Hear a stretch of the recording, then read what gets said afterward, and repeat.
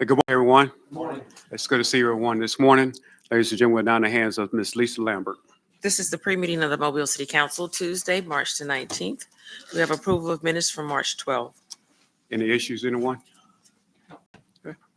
Appeals, we have requests for waiver of the noise ordinance on April the 13th in Mardi Gras Park from 2 p.m. until 8 p.m. Okay, May 12th in Washington Square Park from 3 p.m. until 6 p.m. March 23rd, McNally Park from 10 a.m. until 3 p.m. No problem.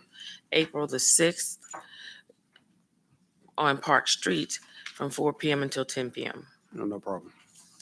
Public hearings today is the public hearing to declare the structure at 952 Minor Street, 550 Osage Street, 2102 Agate Avenue, 56 South Lafayette Street, 1057 State Street, 320 Cody Road South, public nuisances and ordering them demolished and fixing the costs for repairs. Okay. Public hearing to consider the application of Okay. right. Carol. David, Osage Street. I went by there yesterday, and that tree is just on the eave. It's not intruding into the property yet, and the property owner wants to fix this, but is struggling to raise the funds. So, are you trying to tear this down without giving them an opportunity to get the funds together to secure the house on their own? At this point, we have been in contact with the owner, but they have not stepped up to give us a plan, an action plan, nor have they gone to the Mobile to apply for a permit to repair. So sometimes when you don't have all the resources you need, it's hard to do that. So I think that we need to find some type of way to work with these people if they're trying to save their property, instead of just yanking it out from under them. We have given information in related to neighborhood development with grant money. However, the owners have reported to us that they have funding to either remove the tree or repair the structure. They don't have enough for both, which puts me in a bad position of either we move forward or we do not. Now, we have to balance calls from the public in addition to the owner's responsibility to maintain. Yeah. And that's why we're here before the council. We do have damage to the roof. It is leaking. We have damage to the exterior wall. It does comply with our program, and that's why we're here today. Yeah, but unfortunately, this is another one of those circumstances that I keep reminding the council about, where the city is in a rush to do this when we have people that need to get back in their homes that are fighting to find a way to make some type of corrections, and it's slower for most. Not everybody is as affluent as others, and it takes time to do these types of things, especially when you have to raise well over 50 grand to do it. So, I mean, it seems like we're in a rush to destroy something when somebody actually needs a little bit of help somewhere. Now, municipal enforcement, the council's seen our history and our reputation. Anybody that comes with a plan will be happy to step back. And then the owner may be able to apply for a grant with the state. I'm not sure how the damage of the tree occurred. If it's storm related, there could be grant money available. All this information, it falls back on the owner to step up and make the application. So we need to grant them time to get all this stuff together and to get a written plan together. That is correct. If we need more time, we have up to 30 days with this petition, or 60 days, whichever the council prefers. Let's lay it over for 60 days. Which one are we talking about? Osage Street. On the first page. Okay. Mr. right. President, David, 320 Cody South, that's one that came in with annexation, right? That was previously in the county, and this came in with annexation, I believe. So this is just us working through that process of handling something that hadn't been handled before. You're 100% accurate. This is just across the Cody Road into the county that was annexed recently. Yep. And from time to time, just a history, you may know that people have called, neighbors have called throughout the last 10, 15 years about this being a About the vacant same property. residence, yeah. Yes. However, I do want to report the owner is now passed. We've had contact with the brother, and he shows no interest in providing any maintenance plan or applying for a permit. So that's why we would recommend moving forward. Awesome. There is damage to the roof, Yeah, exterior wall, and we have signs of vagrants entering the building. Okay. Yeah, this house is an issue. I've been out there 3 times already looking at it with neighbors. So thank you. Anyone else? Madam Clerk? Public hearing to consider the application of Rodney Dozier to operate a shuttle service. Presentation of petitions and other communications to the council, Sabrina Mass, freedom of speech, LaJill McNeil, teenage crime and violence, Pastor Felina Green, slumlords and cities, commitment to regulating rental properties, Robert Clopton, the Comic Cowboys floats. Ordinances held over, 46059, ordinance amending chapters 46, Police Department and Law Enforcement of the Mobile City Code. Any questions, comments, anyone? Yes, sir, Mr. President. Mr. Reynolds? What's on our agenda, I believe, is the original ordinance that was introduced. Is that correct? Yeah. And then the amended ordinance, I have in an email, but I haven't seen that, produced in the form that would be introduced as an amendment. But the one that I read, is this the one? Let me see. And I just re-forwarded it to everybody just a minute ago. Yes, that's the amendment. Okay. And it says that it gives some definitions of no-knock warrants and pre-dawn raids. And it says the use of no-knock warrants authorized. The chief of police is hereby authorized to make policy for the city with regard to no-knock warrants up to and including banning their use altogether. Pre-dawn raids authorized. City chief of police is hereby authorized, same wording it says on there. I just want to make sure that that's what's being offered. And I guess my question would be, what does this change? Does this change anything? So for the going forward with the amended version, our goal was to be in the same policy as the ordinance. I believe that if we're going to move forward as a city, it should say the same thing, and we are coming in agreement. With the resolution is also now coming and stating that if any policy is changed, we will question that we receive that information. I understand the resolution. I think the resolution's, healthy, and that does achieve that goal. I'm struggling with understanding. So as we sit here today, the chief of police is authorized without this ordinance, correct? To set policy? I would say the mayor primarily, but yes. Okay. So when this is passed, what will we have changed? Will we have changed anything? I guess is my question. It codifies the status quo. Did you send us something? I did, yes. And I just re-forwarded to you email just a few minutes ago. Yeah, it was the amendment. Yeah. It was the full amendment. Codifies the status quo. Okay, thank you, Mr. President. So the plan on this item right here, 46059, the plan is to amend this. Yeah. Okay, that's right. That's correct. That's correct. I still don't see it, Mr. Linder, on my. In your email? Yeah. This is your resolution. Yeah.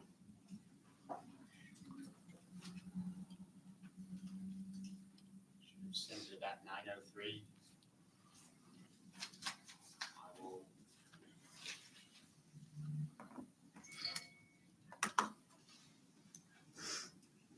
I'm sending it to you specifically, council member Days. Right now. Thank you. Mr. President, Yes, sir. after the amendment is offered, every council member has the right to vote it up and down. Thank you, Mr. President. Anyone else? Okay. All right, Madam Clerk? 09018, ordinance amending chapter 15, article 3, section 15-72 of the Mobile City Code and setting term limits for membership on the Mobile Public Library Board. Okay. Anyone? All right, Madam Clerk? 25022, ordinance amending chapter 25, garbage, trash, and litter, the Mobile City Code. Ms. Carroll? Yes, Mr. President. On last week, I had a chance to sit down with the administration and was it 4 or 5 business owners, an attorney, realtor, and a couple of people from downtown, and work our way through the ordinance. And we've come up with a couple of amendments that were sent out to everyone. I want to say yesterday, Ricardo sent out this morning, yesterday, I think it was sent out last night sometime. Right, but it's what we've all agreed to as far as what it's going to take in order to get service downtown to work in a way that's amicable for everybody. It was, as always, difficult to get there, but I think now that the administration and everybody else is on the same page with these amendments, we can pass this and move forward. But saying that, upon passing this today, there's an extreme strain downtown for services for garbage. And no matter what we do today, we're going to have to go back and revisit this, and we're going to have to look at it, and we're probably going to have to come up with a totally different plan than what we have. It's probably going to come down to, we're probably going to have to charge for services downtown at some point. So we're probably going to have to look for it so that we make sure that it's covered amicably and for everybody downtown and all businesses, old and new, so that we're even for small businesses, it's the same way we are for large businesses. Thank you, Mr. President. Mr. Reynolds? Yes, sir. I received this morning, and I read these changes here that you sent over. I've got a couple of questions.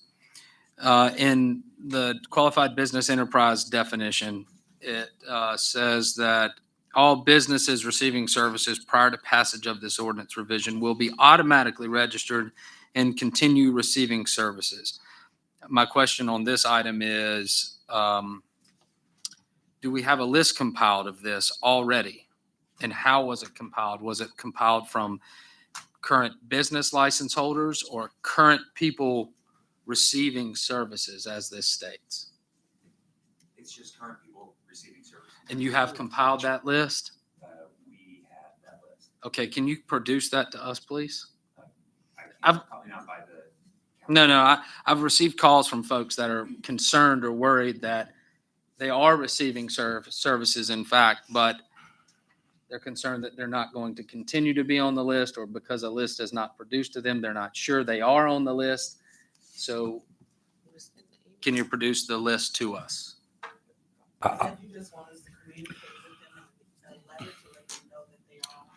think that would be helpful in the event that, maybe there was a presumed sale or transfer of the property by the city, and they could produce their letter or whatever it is to say no. Because once this is passed, then sort of the damage is done if the list isn't compiled with their name on it. Let's stop right there. He's talking about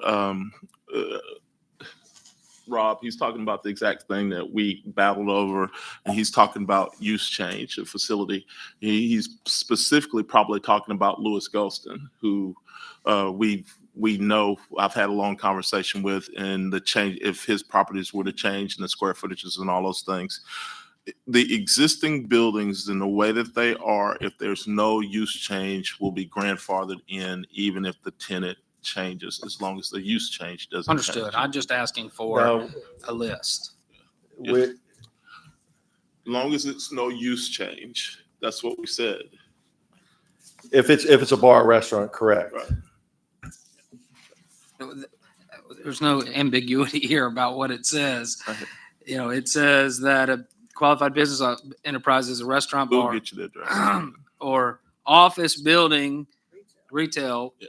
business with a gross square footage of 5,000 square foot or less. But no matter what, if you're currently receiving services, those services shall continue until the time that you sell, transfer, or convey the property to somebody. So my ask here is just that we know who these people are and they know who they are, so that it is crystal clear that whether they were qualified prior to the passage of this or not. That's it. All right, the other item.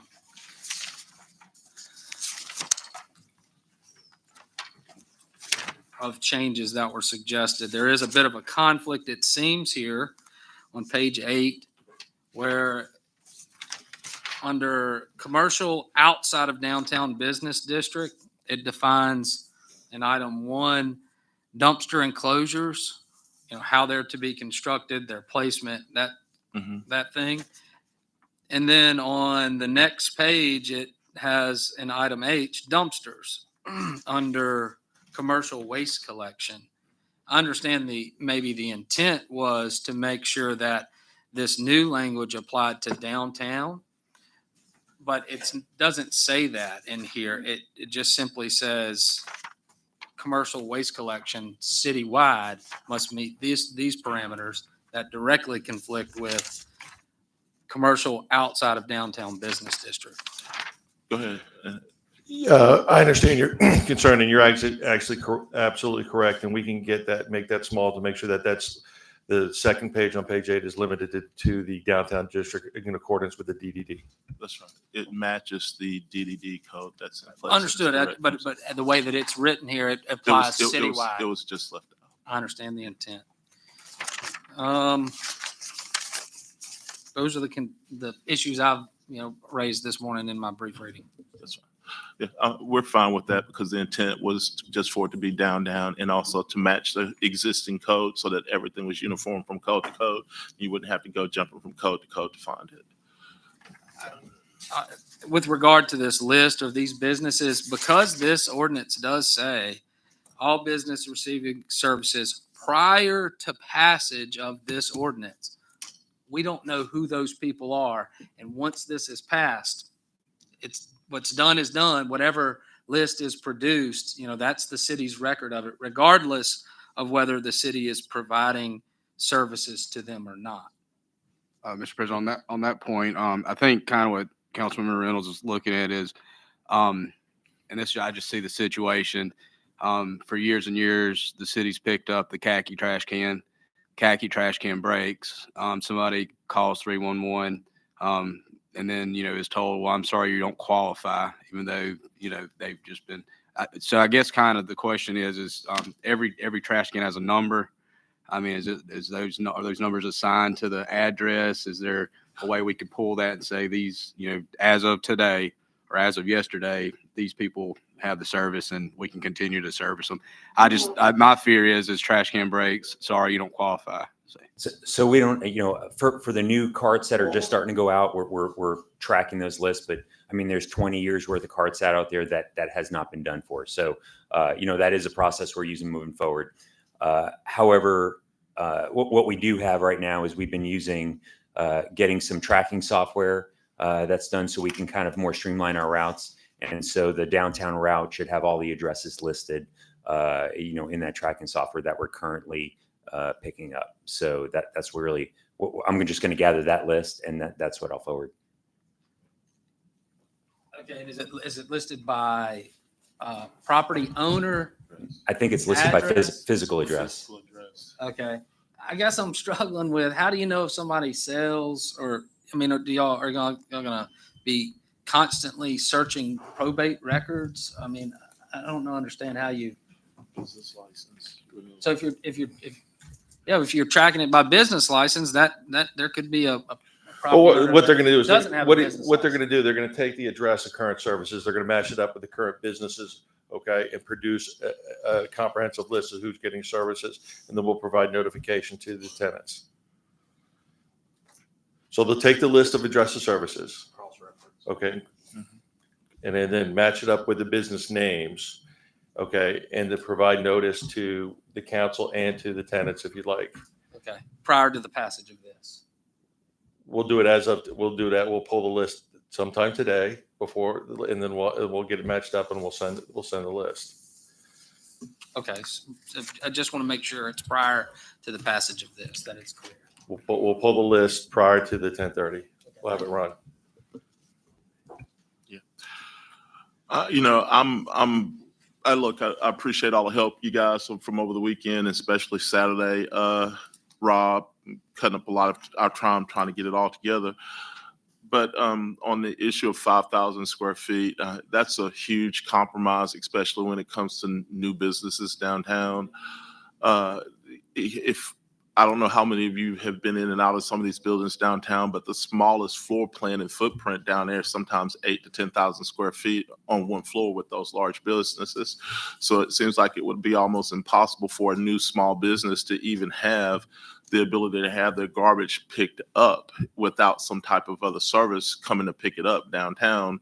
And if they're in a landlocked area where there's no back door, then there's no way to get a dumpster in those places either because there's no alleyway. So it makes it extremely encumbered to get garbage picked up down there. And just to find out how it would work, I made a few calls to some companies to say, hey, I'm a new business downtown.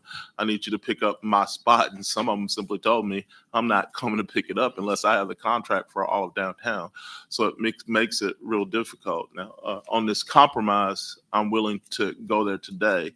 But as I stated earlier, we're going to have to really revisit how we're doing downtown when it comes to garbage. And it's going to have to be blanketed all over downtown in how we do this. And it may be that we simply may just have to charge businesses to pick up garbage downtown to make it uniform and to make it work for the way the city needs to make it work. Thank you. Yeah, thank you, Mr. President. I think this is one of these issues where we just need to move forward with the best ordinance we can get right now. There's no reason, and I find myself in agreement with Councilman Carroll in that let's go ahead and pass this and see how it works. We can always come back and amend it later on based on our experience with respect to how it's worked. But I think we move ahead with it today. Mr. Reynolds. I don't really have much of an objection of moving ahead with it today.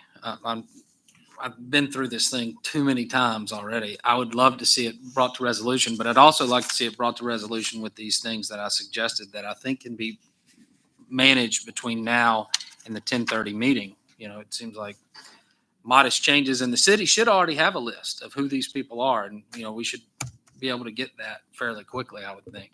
But I have no problem moving forward as long as those things are resolved. I mean, they can print out the list. I don't know if we'll have all the cross references, but they'll have the list of they'll run the list of addresses before it's passed. So we know what list of addresses occurred to getting service. And with respect to 8, we can make that adjustment before 10:30. Anyone else? Madam Clerk. Consent resolutions held over 37205. Recommend approval to the ABC Board for issuance of a lounge retail liquor Class 1 license to the Sticky Rooster on Highway 90. 40-218, declare the structure at 1328 Adams Street a public nuisance and order it demolished. Good. Let it go. Resolutions held over 60-214. Resolution stating changes to the Mobile Police Department policy regarding no-knock warrants and pre-dawn raids shall be disclosed to the City Council. Questions, comment, anyone? Madam Clerk. 01224. Authorize agreement with Mobile County for upgrading courtroom technology. 01225. Authorize agreement with the U.S. Department of Energy for the Energy Efficiency and Conservation Block Grant Program. 09226, allocate funds in the Stormwater Fund to capital project, municipal stormwater fees project for stormwater management projects. 21227, authorize contract with GALS for uniforms for mobile fire rescue. Ordinance is being introduced. 34023, ordinance to levy taxes for the tax year beginning October 1 and for successive years on all real personal property and tangibles located in certain areas within the corporate limits of the City of Mobile to accept from such taxes other areas within the corporate limits of the City of Mobile. This is the ad valorem annual. Consent resolutions being introduced. 09230, transfer funds from District 1 discretionary account to Mobile Parks and Recreation General Fund account to assist with back to school event. 37230, 231, recommend approval to the ABC Board for issuance of a special events retail liquor license to Second Annual Iron Hand Homebrew Festival. 232, authorize the mayor to apply, accept, and receive a grant from the U.S. Department of Justice, Office of Violence Against Women. 233, authorize the mayor to apply, accept, and receive a grant from the U.S. Department of Transportation. 234, 235, 236, 237, 238 are declaring the structures public nuisances and ordering them demolished and fixing the cost for demolition of structures. 58, 240, and 241 are authorizing removal of weeds, groups 1649 and 1652. 60, 242, and 243 are approving award of special bonus to the firefighter of the month and the officer of the month. 6244 and 245 are determining appropriations to Clark Legacy Foundation and the Fuse Project serve a public purpose and approving payment. 03262, reappoint Theodore Blunt to the Electrical Examiners Board. Resolutions being introduced, 09246, allocate funds from unassigned fund balance in the general fund to capital improvement fund, capital project, civic center projects. 08247, approve purchase order to Harrell's for fertilizer for Azalea City Golf Course, $18,078. 08248, approve purchase order to Noble Supply and Logistics for portable X-ray system and generator for Mobile Police Department, $70,042.28. 08249, approve purchase order to Sansum equipment for replacement parts for garbage trucks, $48,752. Council, yeah. Mr. President, I'd like to request a first read approval on this. These are the arms for our side loader garbage trucks. We have 2 trucks that are down now waiting us to purchase parts, replacement arms. Each arm is approximately $24,000, and we need 2 of them to get the trucks back in service. Anyone have any issue about going forward with that today? No, I'm fine with it. All right. 08250, approve purchase order to SHI International for 12-month subscription to Terra Nova Cybersecurity Training Services for MIT, $23,425. 08251, approve purchase order to Southern Emergency and Rescue Vehicle Sales for 2 ambulances for Mobile Fire Rescue, $252,938. 08252, approve purchase order to Samuri for forensic computer workstation for MPD, $19,568. 21253, authorized contract with CDG for professional services for municipal garage, above ground service tank, $69,975. 21254, authorized contract amendment number 2 with Goodwin Mills Kaywood for master plan improvements at the Civic Center, $16,704,096 additional. 21255, authorized contract with McCrory and Williams for Cypress Shores drainage improvements, $80,000. 21256, authorized contract amendment number 1 with Volker for Civic Center project management and site design, $5,577,031 additional. 37257, consider the application of Rodney Dozier to operator shuttle service, 258, 259, and 260 are authorizing settlement agreements and release of claims. Mr. President. 126. Mr. Carroll. No, let her finish. 01263, authorized contract with Global Spectrum doing business as OVG 360 to manage the Mobile Convention Center and Sanger Theater. Call for public hearings, 41261. Mr. President. Call for public hearing to consider a conditional use permit for property located at 5032 Government Boulevard, scheduled April 16th. Mr. Carroll, then Mr. Brent. To the council on items under resolutions being introduced, items 09246, items 21254, item 21256, in item 01263. If we have consent, let's take action on those today. I will object to that. And why is that? I haven't read one word of this contract. I No, would- I got it last night. I guess I'm the only one that doesn't sleep then. Yeah, especially on 263. I mean, that just popped up in the email. I mean, I'm not opposed to the others, but on 263, I would like to take time and review the 45 pages before we vote on it. Mr. Brick. Thank you all and good morning. Specifically talking about contract 263, that is authorizing the agreement with OVG for the management agreement for the convention center and the Sanger. And y'all did just get this yesterday. We planned on getting it to you last week. And this will be the last time you get one last minute on this project as you have requested. This is the first of a series of three contracts that'll be coming on the agenda with regard to the overall redevelopment of the arena and the other facilities being managed currently by a different management group. This first contract, as I stated, is for the convention center and the Sanger. The next contract that'll be before you will be for an interim agreement for the management of the Civic Center and the theater until August, at which point the demolition process should start.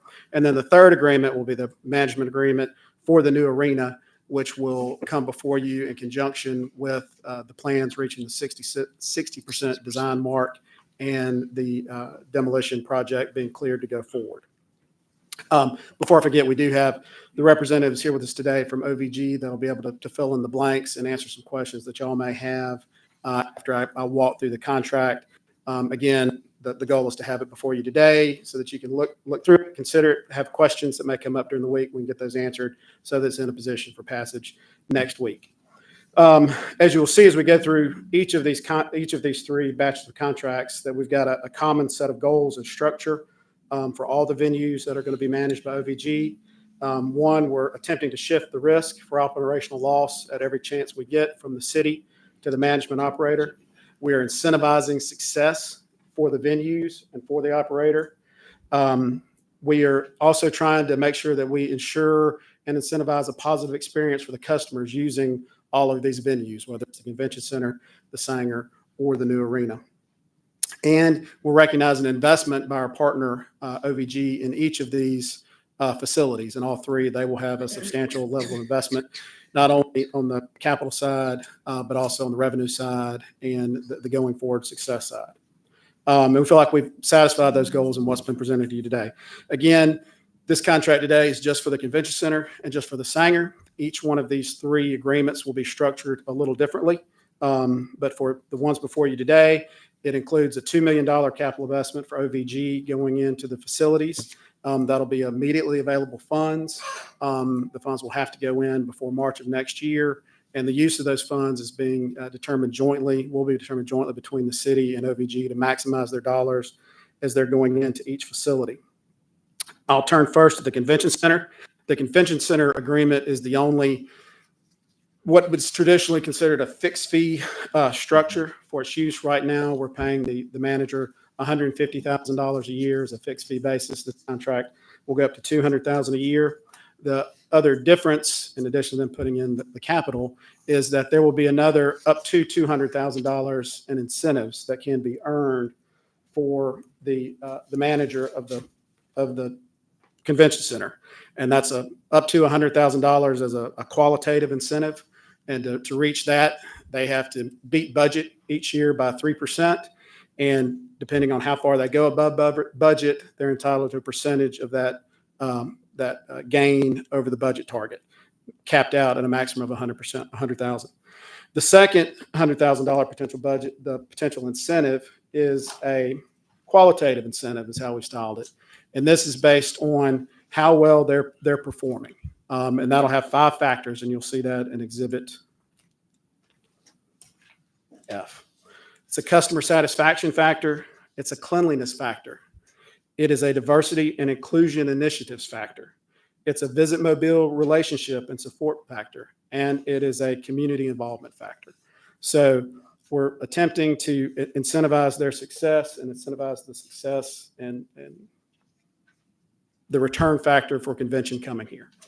On the DBE piece, you'll notice as you go through this, they have a DBE goal of 30%, and they have a reporting requirement for that DBE goal. And they've exceeded this in their other venues, and I think Greg and team will be able to talk a little bit about that as well. But we also have, for both agreements, we have a preferential use provision in here as well. You'll see that as you're going through it. And for the convention center, we have a preferential use. We know during Mardi Gras, the construction of the new arena is going to impact at least 2 Mardi Gras seasons. So we've built in here that if the facility isn't currently booked and under contract, which they're going to be able to review once they get into it, the first choice in any of those dates is going to, if a displaced Mardi Gras organization wants to use the convention center, they will have the opportunity to do so. Says that in here? Yes, it does. Yeah, it does. If you want to flip to page 14. I'll flip to the Sanger and then go back to some of the comment terms. In the Sanger, the goal here was to completely shift the risk of loss. Right now, the Sanger, if you look at it over the past 10 years, excluding COVID, its average loss, operational loss, is about $500,000 per year. So in this agreement, we're shifting the operational loss to the manager, to the operator, to OVG. So they will be entitled to profits that they generate from the Sanger, and they'll be also responsible for losses that are normally occurred operationally at the Sanger. So we've got a 20-year term on those agreements. We have a 20-year term on all the agreements, including the arena. They're all cross defaulted. And so just by taking over that loss over 20 years, I can do the simple math on that. That's about a $10 million swing. Where the other major piece to this is that although you're shifting the operational loss, the capital required to maintain the facility stays with the city. And so what we've done to attempt to address that capital as far as long-term capital goals, and you'll see in the agreement we're defined long-term capital as projects which have a useful life of more than 5 years, and short-term capital is those that are long-term capital is those that are more than 5 years, short-term is those that are less than 5 years on useful life. So for the Sanger, the operator, we built into the agreement a $1 per ticket fee, which will be reserved in an account to use for capital expenses, with half being reserved for long-term capital expenses and half being reserved for short-term capital expenses. And that is going to be a component of their pricing and their structuring for ticket sales. The other thing is on the part of the naming rights and sponsorship package for the Sanger. If there were somewhere to purchase that, the revenue generated from those would go into a long-term capital account to be used by the city, again, for capital costs. Those are the general parameters of both contracts for the convention center and the Sanger. Again, the one coming for the arena will be significantly different than this. The one for the arena will be focused on a much higher capital contribution and a rev share structure with some guarantees in place. But for the convention center Sanger, these are the general terms laid out in front of you. Happy to talk through any specifics. Oh, and also for the Sanger, we included a preferential use specifically for the Sanger as it relates to the Mobile Symphony. The Mobile Symphony has enjoyed a preferential relationship in the prior venues it's had in the city in terms of how it sells its tickets and how it puts on its performances and how it generates sponsors. And OVG is honoring that preferential right, for lack of a better term, that existed for the Mobile Symphony. And that again is on page 14. Britton, Mr. Carroll, Mr. Days, then Mr. Carroll. Thank you. Britton, I know that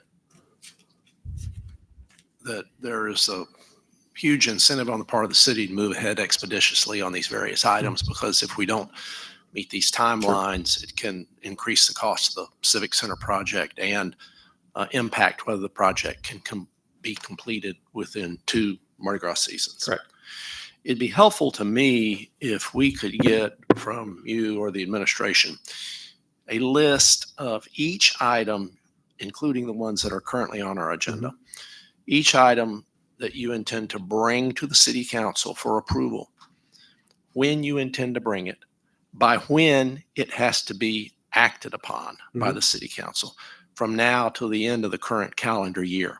So that in other words, what I think we're all interested in is making sure that as far as city council is concerned, we're moving ahead in a manner that does not impact either the cost or the timeline with respect to the construction of the Civic Center. So it'd be helpful to me if I could get something, and I understand that the further out you look, the more fungible those dates become.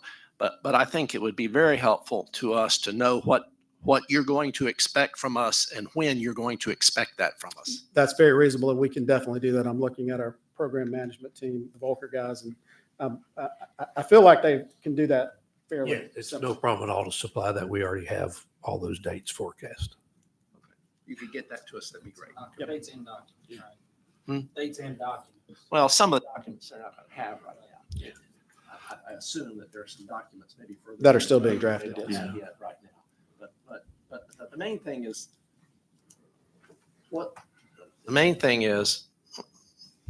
what you're going to want us to do and by when you're going to want us to do it. We can do that, and we will also get you the documents in advance.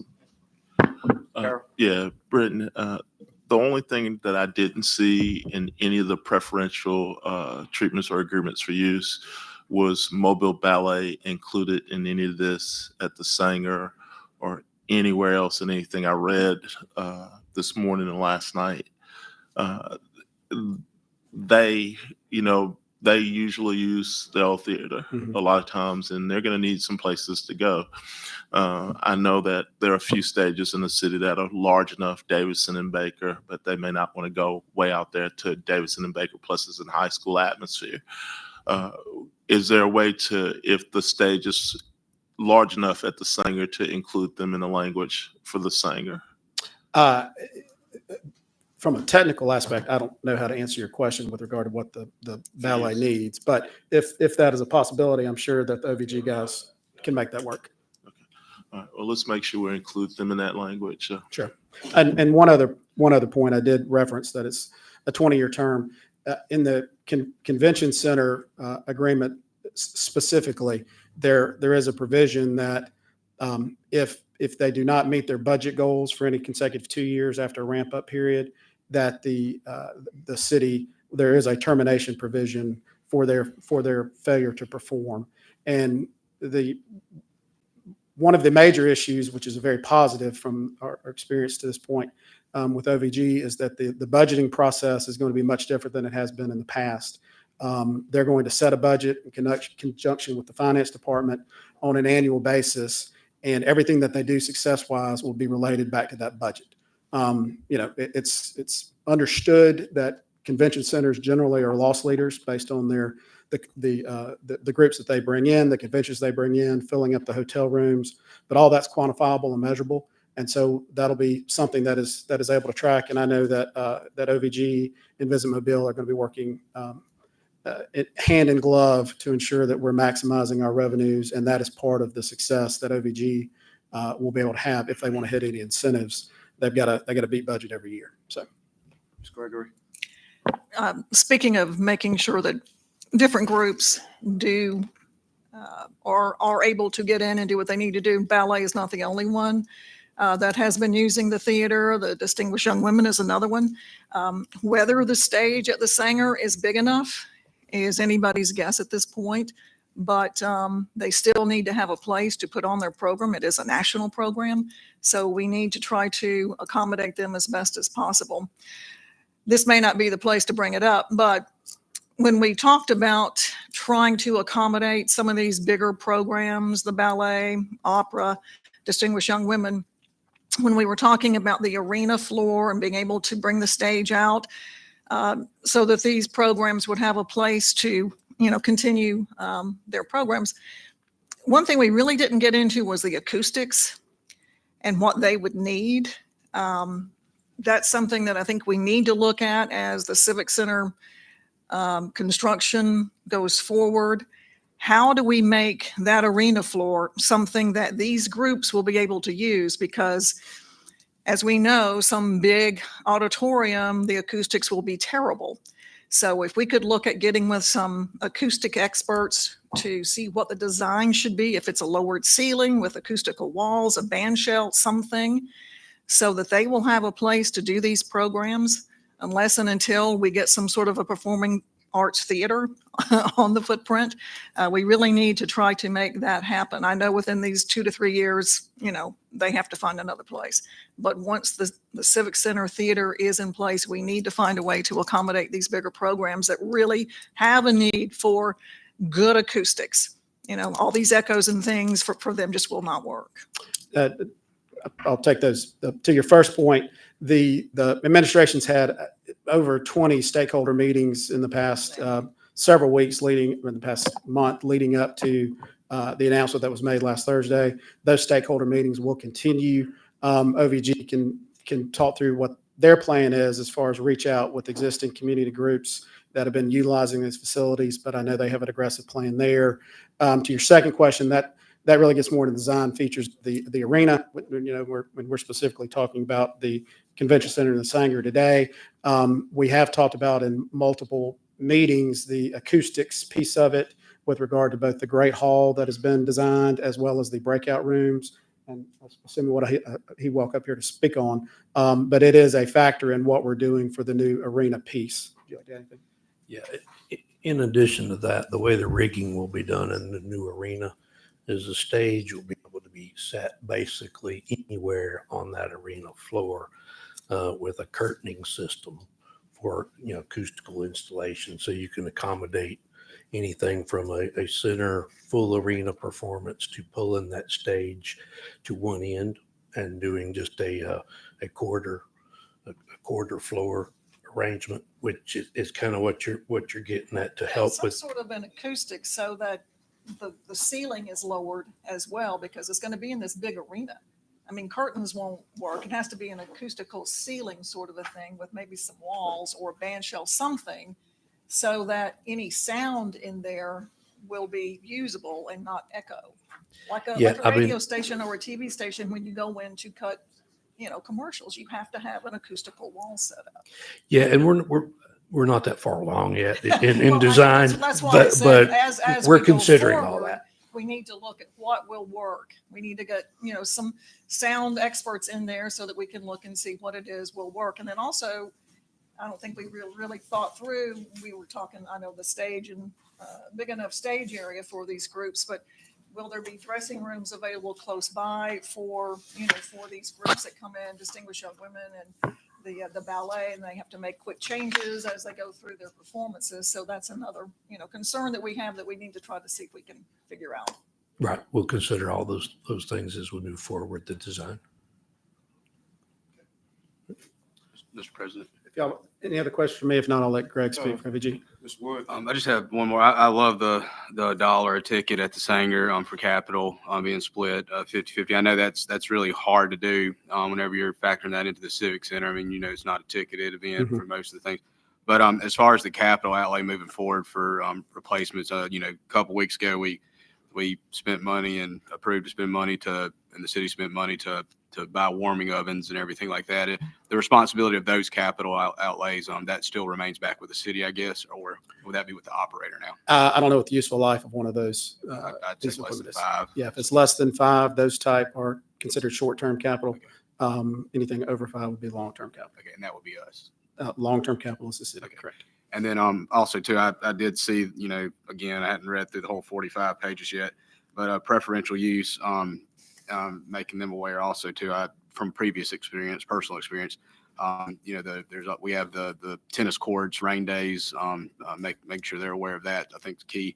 And then also, this is just for Mardi Gras organizations that have been displaced. So moving forward, we get into 27, 28, we go back to normal operating. Is there preference shown to our Mardi Gras dates in Mobile for organizations? Per se, is there kind of a blockout period that, we know Mardi Gras, we can anticipate Mardi Gras in the future. Is there preferential treatment for the organizations for that time, even if their contracts aren't carried over for the future. And again, I know it's up to the organizations because I personally have this conversation every day, up to people to make sure their contracts are up to date and their dates are set. But I just want to make sure that, that we are giving preference to Mardi Gras, so that somebody can celebrate Mardi Gras. So, The discussions around post-construction of the arena Mardi Gras preference has really been focused on the arena to making sure they'll be able to utilize that facility since we're designing it so much for Mardi Gras. So I think the assumption has been they would probably prefer to use the facility that's been designed to host them. But if some of them would want to stay in the convention center, I'm assuming that can be accommodated. So, okay. Anything else for me? If not, I'll let Greg respond on behalf of AVG. All right, anyone else? Okay. All right, thank you. Anything from the council? Oh, Yeah. Greg was going to say a few words. Yeah, I just quickly, one, thank you. And I just want to start probably where you left off. At the end of the day, we're an agent on your behalf. And so we're happy to accommodate, your needs and what will be specific interests or treatment. The other thing I will do, not only will we support the design efforts that you asked about, but we're also, just for the existing venues, we're going to reach out to every customer, every stakeholder, and we're going to start from the beginning and make sure we understand their needs and work together to collaborate and support their business. And so it's just very important to us, I think, and I hope you'll feel a sense of just a new day, even with the existing venues. We're going to bring the same rigor and the same content focus and growth for those venues as well. And though we're also going to support that staff and make recommendations to you, even for capital, so that you know that we're in it to help you manage those assets and optimize those assets. So we're very excited, but I think you'll see the same focus and excitement on the existing venues as we'll all focus on the new arena as well. all right, thank you. Mr. President. Are we just going back, are we going to take the 3 today? 249, 254. Consent, Holding up. do the 2, but he held on all of them. But we are taking 08249. This is the equipment for the garbage truck. Yes. Okay. Okay. Anything else on the council? Mr. President. Yes. Thank you, Mr. President. I did have a question for the administration, and I don't know if Nick is here, but we've been having a lot of issues with what is malls and what is city, and with street issues. Like right now on Butler Street, we have, just a hole in the street, and this can cause a lot of accidents or with people, and like how we're solving these problems, because malls will say it's the city says it's malls. Excellent question. So it's to answer it short, it's complicated oftentimes. You have to go back to the day when the city owned the water and sewer system, where all those utilities were put down there together with one entity. So oftentimes, if a 311 call comes into us, or if a call comes in through Maws's centers, those respective departments go out there and they try to make the determination of whose it actually is. A lot of times they do come to impasse. And when that happens, it gets elevated up to the engineering departments, and we have to just sort it out. But most of the time, there's either one utility that's clearly a far distance away, or the other utility is a far distance away, and we can sort it out. It's only when those utilities cross one another, which oftentimes they do, that's sometimes one entity or the other just has to say, we're going to dig it up and figure it out. And when we dig it up, maybe it ends up being a city effort to dig it up, and it turns out to be a Mawes problem, and vice versa. It can happen with Mawes, and so that those happen all the time. We work real hard to keep a good relationship with them so they don't become fights, but inevitably they boil down to dollars.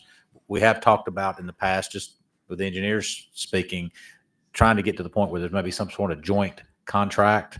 That's one contract that has kind of two different owners to it. A little complicated. We struggle with maybe the legal view of that. Whereas that contractor would go out there when the crews get to the impasse and the problem is still there, somebody's got to dig it up. So we work through them. All I can say is if the regular 311 is not addressing it, certainly you can elevate it to me. I work with my counterparts at Mawes to try to sort through them. I just do we have a time frame? Because I guess the problem is that it just continues. Well, the time frame is we do them as quickly as possible, but you know, if you're following the normal process of somebody calling in 311, of course it's got to work through a department to get to the people that go and respond to it. It could be that they have to do a utility line locate. If say something's out in a grassy area to make sure there's not other utilities involved in it. They certainly have to look at what they have mapped in their systems to see where things are. They'll very often, if it's a sewer line or if it's a storm drain line, they'll do what's called a dye test. Basically, they'll pour a dye into the hole to try to and see if it comes into one of the other pipes. But sometimes it doesn't. I mean, sometimes they pour a ton of liquid down in there. I mean, it's a colored, watercolor type liquid, and it just doesn't show up. And those happen, and it's when they get really bad and we start going the back and forth, there's just no substitutes. Sometimes we're just digging it up to try to determine where it is. Okay. Mr. President, on Councilmember Penn's point, there's also one, there's two at Fairway and McRae over by Mertz. And it's been, so 311s have been submitted, and I'm assuming it's open ditch, so I'm assuming it's not stormwater related. But if we get those to Keisha and let her escalate it up to you, is that kind of the best way to? I would kind of say put some pressure on Moz, I guess. Yeah, and to the extent you can, stay in the 311 system. When we get inundated, when I say we, all the collective people that touch it, and you send the emails, and you make the phone calls, all of a sudden you've got communication chains going down paths, and unfortunately, the bad karma that comes out of that, it takes it longer to get resolved. Sometimes I get it, and I understand you need to do that, but try to revisit it back to 311 where we have the trails, and or Moz. If we know that it's a Moz has a similar system for their calls. If it's Moz related. I assure you, both sides of the house work to get those things resolved quickly. But at the end of the day, when those utilities are underground, sometimes you just don't know until you dig them up what the source of the problem is. Yes, my bad. No, Mr. President, I was just wanting to state Keisha is doing an amazing job because I sent her the information and she got it. But the problem is, and I guess that's why I asked about the time frame, is that they keep saying it's Mars and then they're saying city. When we gonna, like at a certain point, when we gonna just stop saying it's you and say, okay, let's come together and figure this out. So it's not months we keep pointing the finger. Yeah. So you have to accept. Might not like it, but please, I ask that you accept it. It starts down with the crews that are touching it. When it gets to that point, Keisha does an excellent job. When the back and forth has taken longer than any of us would like, elevating it to ultimately to me, and then I meet with my counterparts. We have a standing meeting with Moz monthly where we revisit those ones that we may have had an impasse on. The only way we'll ever make it faster, again, is we have some sort of joint contract that both entities own, and that there's a third party that goes out there and fixes it, because the city staff is protecting our collective resources to go and work on stuff that we know that's clearly the city's. Moz's forces are doing the exact same thing. It's just there is that overlap a lot of times where there's two utilities that, and sometimes we find out they both have issues. We've had scenarios where we've dug up the hole and the sewer line's been broke, and so is the storm drain. So it's complicated when they're what can we do to get this joint contract going? What can we? That's going to be a conversation with our attorneys and Moz's attorneys if that can be something that can be structured. Okay. All right. Thank you. And in the meantime, the constituents still have a pothole of China in the middle of the street while we're trying to figure this out.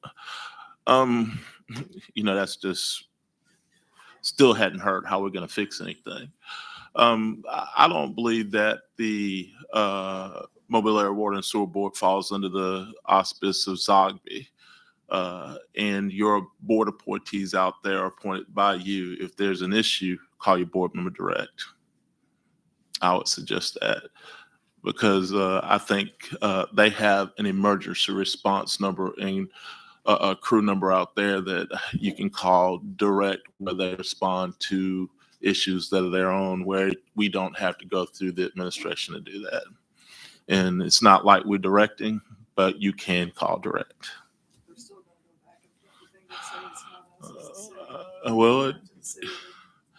Both sides are still gonna have to try to figure it out. Yeah.